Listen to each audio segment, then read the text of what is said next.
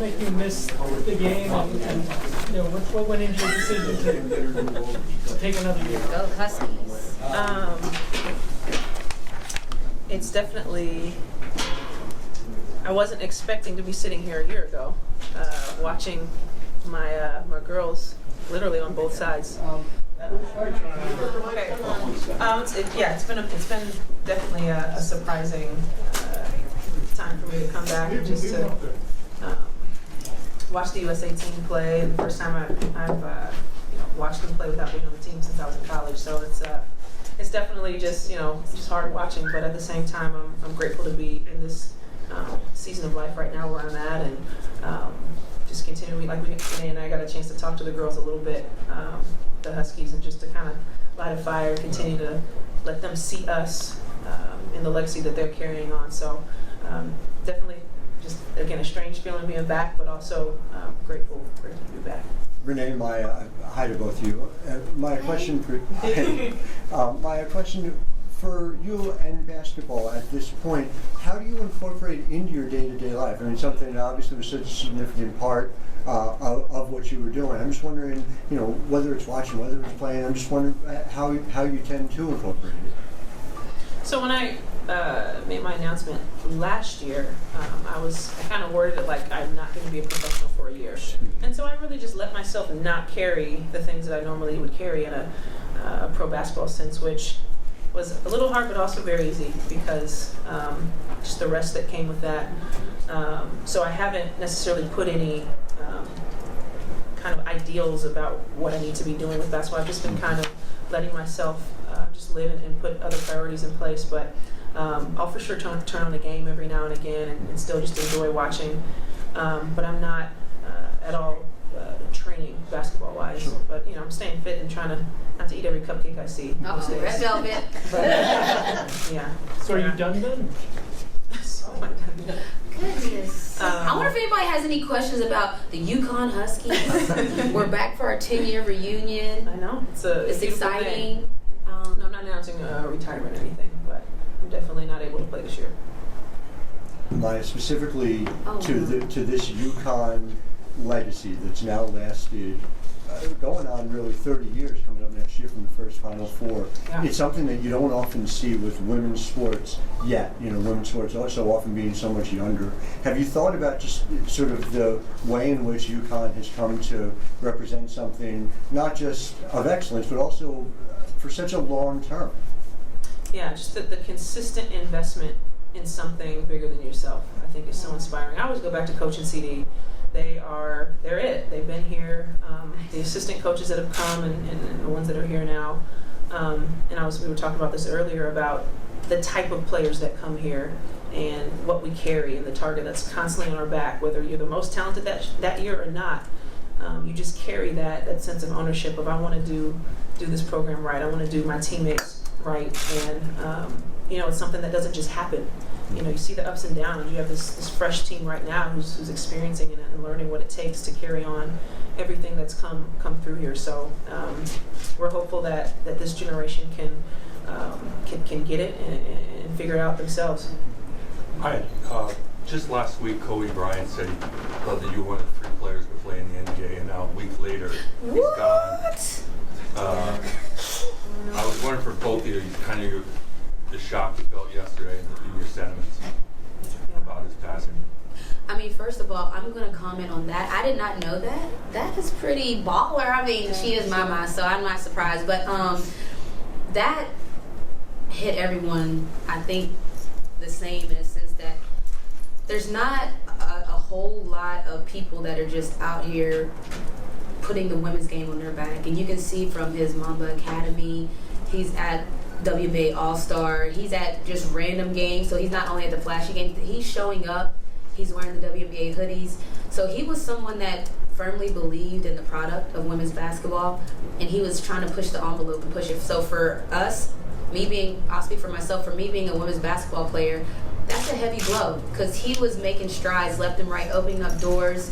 He brings a certain level of visibility wherever he goes. So if he's pushing the women's game, he brings that with him. So for me, personally, it was a heavy blow because of what he means to basketball and even more what he means to women's basketball. Yeah, there's not much I can add to that. I think it's hard to put to words. 1 of 3? It's hard to put to words when you lose someone so tragically. I think it's we all need time to grieve and to process. I mean, we've all experienced loss in different ways, but someone like Kobe, who his name was Kobe. Like, you all know what that means. One word name, right? One word name. Yeah. So I think just to honor anybody like that who's invested in their craft so well should hopefully inspire us to whatever we're investing in, whatever our craft, to just go after it the same way he did. I think that would be a great way to honor him.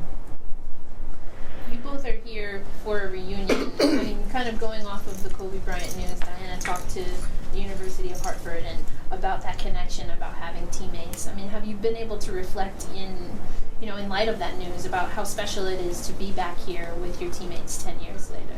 Oh, absolutely. I mean, we had breakfast that turned into lunch because we were sitting at the table so long. But just the everything, and to be here together, I think it's special because we can almost grieve together because it's like-minded. We feel it the same way. I mentioned how we were at Coach Ariema's house when President Obama first got named the president. And so that was a monumental moment, and for us to be here full circle, and this was a tragedy, but it's just nice to be around. I consider my teammates family once we've been through so much, so it was nice to be surrounded by family. I could have been on the road calling an ESPN game by myself. I could have been by myself, so to be able to be around my teammates like Mama, Callie McLaren, all my teammates, it felt good because we could almost lean on each other, talk it out. So for me, it was almost a blessing that I was here right now during this moment because everybody will remember where you were when you found out. You got time for one more. My basketball and being away from basketball is relatively new to you, but social justice isn't new to you, and this is a different striking of a balance in your life. Yeah. You seem, and what you've expressed is almost a relief at being able to focus your time this much on changing the world in this way. Is that what it feels like day to day for you as well? Does it feel like a sense of relief to be able to chase after something that's always mattered to you? Well, I mean, it's a long journey, starting when I was 18 as far as Jonathan Irons' specific story of injustice. And then I just was growing and just being a friend to him through my family members who were really like his rock as the years went by. And then about 3 years ago, I think I started to get the courage to want to speak and use my platform for his specific case and educating myself over the years so that I could speak more appropriately towards the whole cause and understanding how many people this is happening to and how many people don't have a voice because they're poor. And so just the heartbeat of my life with following Jesus and wanting that to flow out of everything that I do and knowing how much God has a heart for the poor and the oppressed, it was a natural response for me to want to do more. And also, growing up and realizing, okay, I'm one person and I can only do so much, knowing that I have to figure out what I can say yes to and what I can say no to. And even, more than Jonathan, there are things that I've been able to say yes to because I put down basketball. It's been hard, it's been good, it's been excruciating at times to just be in such a dark place where you see people suffering, but I wouldn't have it any other way because I'm a better person. I'm blessed and honored to get to walk with somebody through this fight like Jonathan and other people who are getting hope from what we're doing. And so I can honestly tell you I'm probably more exhausted now than when I was playing. But with this next year, I'm so hopeful for seeing some victory soon. And then I really will start the resting process that many people thought I was going to get this year because I haven't been really resting. I've been really picking up other things, and so I will enjoy some hopefully soon coming rest. But I've been so grateful that people have been keeping up and caring. When you put yourself out there and say I'm struggling and people respond with grace and wanting to help, I think it just does so much for me, for Jonathan, for people like him, people who have family members in Jonathan's situation. So I've just been uplifted by the response, and hopefully it can continue.